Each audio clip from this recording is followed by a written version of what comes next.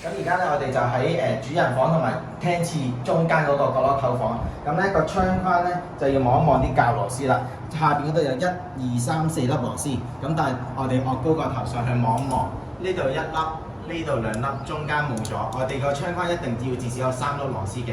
頭先下面4粒俾多佢，呢度漏咗咧就唔得啦，一定要補翻至少1粒俾佢。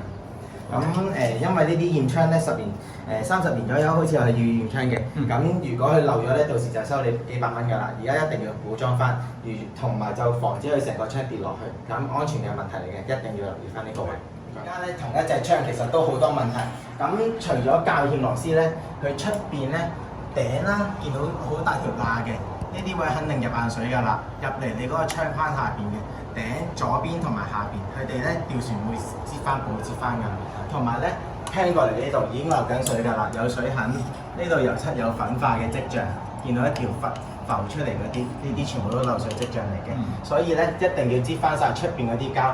落雨嘅時候留意翻會唔會有明顯嘅水滴緊出嚟，如果有咧就留意翻就窗上面啦、下邊呢啲位啦。咁真係有漏水嘅，成個份報告掉翻俾發展商同埋承建商，佢哋自己繼續跟進。好，thank you。